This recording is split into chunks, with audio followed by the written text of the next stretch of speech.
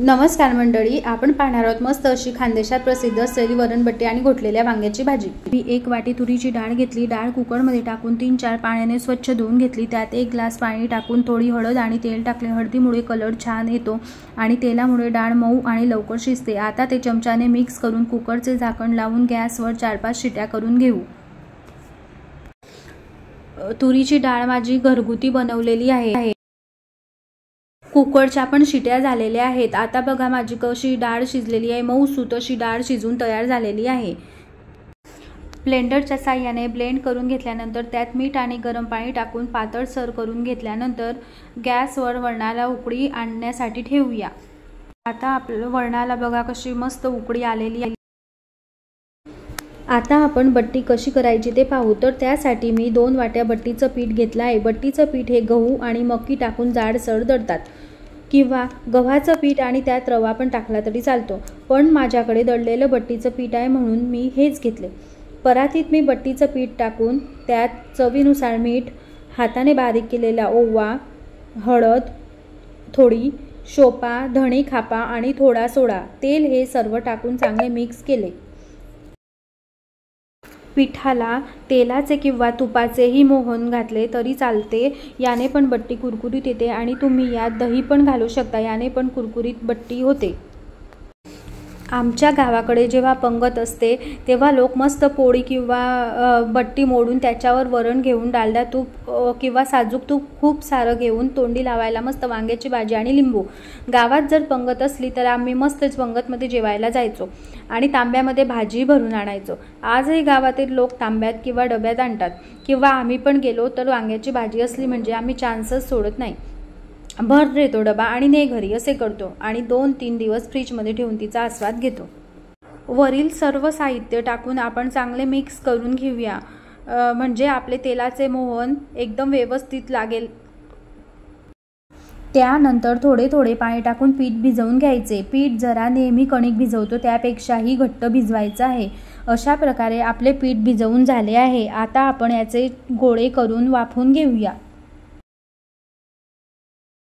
कढईमध्ये आपण 1 ते 1.5 ग्लास पाणी टाकून घेऊया। त्यानंतर आपण प्लेटला पण तेल लावून घेऊया, त्यामुळे काय होतं की आपण जे पण काही वाफवून घेतो ते चिपकत नाही त्या प्लेटला आणि एकदम 15 मिनिटं शिजवून घेऊ। त्यानंतर बट्टी झाली की नाही हे कसे चेक करायचे, तर त्यात सुरी घालून बघायची। जर त्या सुरीला काही चिकटले नसेल तर समजायची आपली बट्टी तयार झाली। आता ही थंड झाल्यावर आपण बट्टी कापून घेऊया। बट्टी थंड झाली आहे, आता आपण याचे तुकडे करून घेऊया।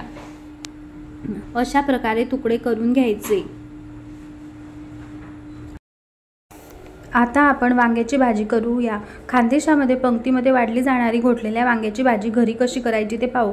वांग्याची भाजी करण्यासाठी मी वांगी स्वच्छ धुवून घेतली आहे आणि त्याचे देठ राहू दिले आहे आणि त्याचे काटे काढून घेते आहे फक्त। अशा प्रकारे मी सगळी वांगी कापून घेतली। वांगी उन्हाळ्यात कळवट लागता म्हणून मी गरम पाण्यात थोडं मीठ टाकून वांगी चांगली चोळून धुवून घेतली, याने वांग्यांचा कडवटपणा कमी होता। गावाकडे ही भाजी तांब्याच्या हांड्यात करतात म्हणून याची चव खूप भारी लागते। माझ्याकडे नाही म्हणून मी पातेले घेतले, तुम्ही कुकरमध्ये किंवा कढईत सुद्धा करू शकता। तर मी भांड्यात तेल टाकून घेतले, ते गरम होईपर्यंत मी लसूण कुटून घेतला। लसणात मोहरी जिरे टाकून गरम तेलात टाकले। त्यानंतर वांगी टाकून चांगले होऊ दिले।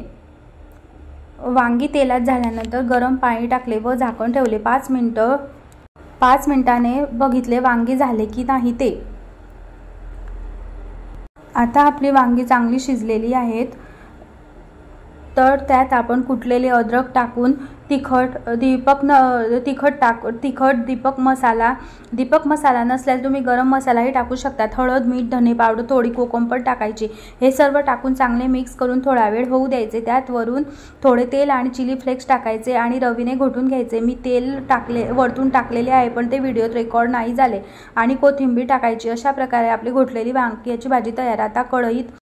आता बट्टी तळण्यासाठी कढईत तेल टाकून घेऊया। तेल गरम झाले की बट्टीचे तुकडे टाकून घेऊया आणि वरची बाजू झाली की त्यांना पलटी करून घेऊया आणि त्यांना गोल्डन असा रंग येईपर्यंत तळून घेऊयात। अशा प्रकारे आपण सगळ्या बट्ट्या तळून घेऊ। आता आपल्या सगळ्या बट्ट्या तळून तयार झालेल्या आहेत। मग कसली वाट बघताय, घ्या मस्त बट्टीचे तुकडे मोडून वरण घेऊन वरतून लय मुक्त साजूक तूप घेऊन तोंडी लावा वांग्याची भाजी।